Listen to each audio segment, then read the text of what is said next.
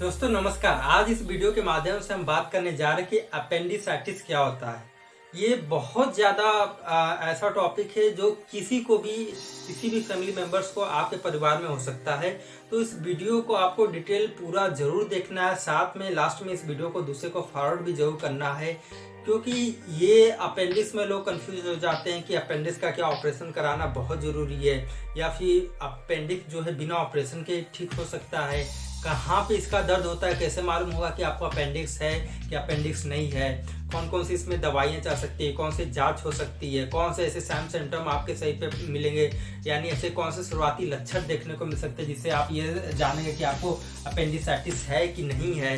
तो ये तमाम जो जानकारियाँ हैं ये मैं आपको पूरी की पूरी इस वीडियो के माध्यम से देना चाह रहा हूँ। तो इस वीडियो को आपको पूरा जरूर देखना है। अब बात करते हैं अपेंडिसाइटिस के बारे में।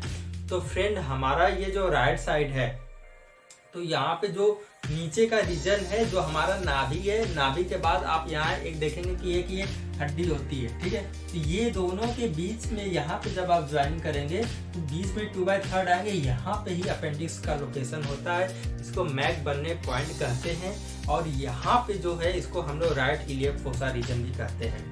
तो कभी कभी देखा गया है कि ये जो अपेंडिक्स होता है नॉर्मली इनएक्टिव होता है, इसका कोई उतना रोल हमारे डाइजेशन सिस्टम में नहीं देखने गया, क्योंकि ये एक ऐसा ऑर्गन है जिसका अब यूज वगैरह नहीं होता है, तो ये रेमिनेंट वगैरह पड़ा रहता है। अब अपेंडिक्स कैसे होते हैं? तो अपेंडिक्स जो होता है फ्रेंड, इसमें क्या होता है कि जैसे मान लीजिए ये आपका आंत आ रहा है और यहाँ से छोटे छोटे ऐसे कुछ लेयर्स वगैरह निकले रहते हैं, पाउच जैसे निकले रहते हैं, उसी को ही हम लोग अपेंडिक्स कहते हैं। किसी में एक रहते हैं, किसी में 2-3 पाउच जैसे रहते हैं। अब क्या होता है, इसमें दर्द वगैरह क्यों होने लगता है? तो कभी कभी हम क्या करते हैं कि उस खाना खाते हैं, या फिर अमरूद वगैरह खा लिए हैं, या फिर संतरा खा ली, उसका बीज वगैरह है, वो जाकर के इस पाउच के अंदर जम जाता है, और जमने के बाद है मतलब यहाँ पे ऑब्स्ट्रक्शन कर लेता है। उसके बाद वहाँ पे इन्फ्लामेशन वगैरह है, बैक्टीरिया वगैरह कोलाइड हो जाते हैं, म्यूकस अंदर बनने लगता है, नेक्रोसिस ऑफ सेल्स होने हैं, यानी जो सेल्स उसके अंदर है वो सब मरने लगते हैं, और धीरे धीरे क्या होता है कि एक पूरा का पूरा इन्फ्लामेशन वगैरह क्रिएट कर देता है। इसी को हम लोग अपेंडिसाइटिस वगैरह बोलते हैं।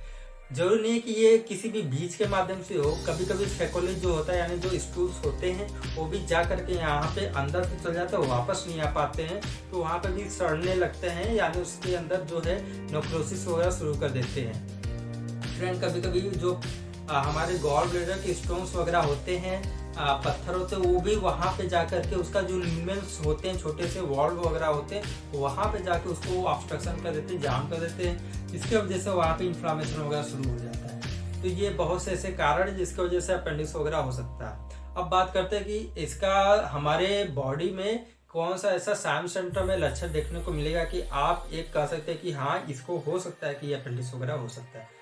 पहले क्या होता है फ्रेंड कि बहुत ज़्यादा जो पेशेंट होते हैं, खासकर जो टीनेजर्स वगैरह रहते हैं, उनके अंदर ये देखने को बहुत ज़्यादा देखने को मिलता है।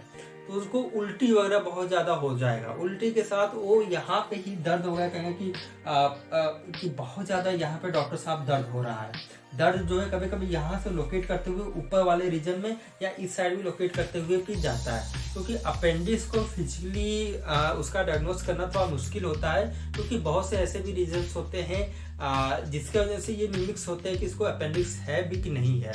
अब हम लोग बात करते हैं कि इसमें और क्या देखने को मिलता है। इसमें बुखार वगैरह भी पेशेंट को देखने को मिलता है, उसको खाना वगैरह उतना पचेगा नहीं, उल्टी वगैरह हो जाएगा, उसका वेट लॉस वगैरह भी बहुत रेयर है लेकिन देखने को मिल जाता है।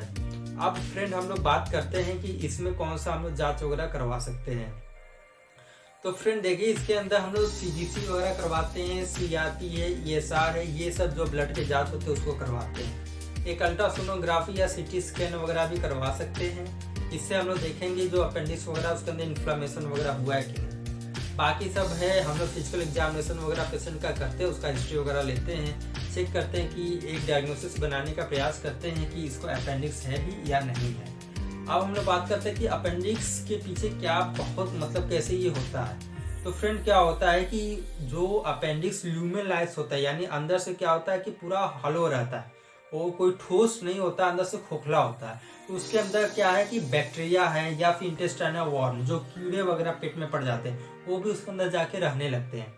या फिर जो आपका स्टूल्स वगैरह है वो भी उसके अंदर जाता है। उसके अंदर जाने के बाद बहुत से बैक्टीरिया वगैरह आते हैं, कोलोनाइज करने के बाद उसके अंदर म्यूकस वगैरह प्रोडक्शन करते हैं, फिर इन्फ्लामेशन होता है, नेक्रोसिस होता है, तो बहुत ज़्यादा उसके अंदर सूजन आ जाता है, दर्द होने लगता है। बहुत ही एक्सट्रीम केस में वो होता है, फट जाता है अपेंडिक्स। आप कहेंगे कि इसका अपेंडिक्स परफोरेशन या रप्चर ऑफ अपेंडिक्स हो गया, इमरजेंसी कंडीशन होती है, उसमें तुरंत सर्जरी की आवश्यकता होती है। विद इन हाफ आवर्स और 1 आवर्स या 50 मिनट्स के अंदर अपेंडिक्स का सर्जरी करना बहुत ज़्यादा जरूरी हो जाता है, क्योंकि रप्चर होने के बाद उसके अंदर के जितने भी सेप्सिस मटेरियल्स हैं या फिर जितने भी उसके अंदर नेक्रोटिक मटेरियल्स हैं वो सब पूरे के पूरे हमारे एब्डोमेन्स वगैरह में फैलने शुरू हो जाते हैं, जिसके वजह से कि हम लोग को और भी डिजीज है जैसे पेरिटोनाइटिस है, ये सब इन्फेक्शन है एब्डोमेन्स के, वो सब भी हो सकते हैं। तो रप्चर ऑफ अपेंडिक्स अगर होता है तो उसके अंदर सर्जरी भी करवाना होता है। उसके अंदर अपेंडिक्स को काट करके फिर वहाँ पे हम लोग क्या करते हैं, लिगेशंस वगैरह कर देते हैं, जिससे कि इसको भविष्य में अपेंडिक्स वगैरह की कोई समस्या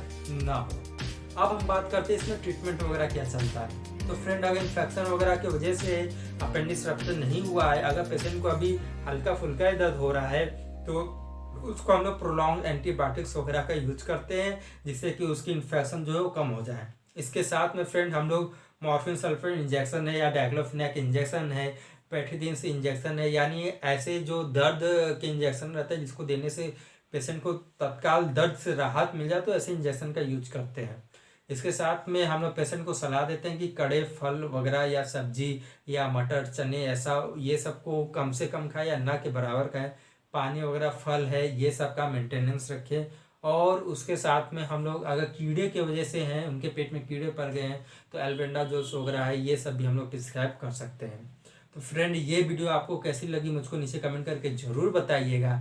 मैं नए वीडियो के साथ फिर से हाजिर होता हूँ, तब तक के लिए नमस्कार।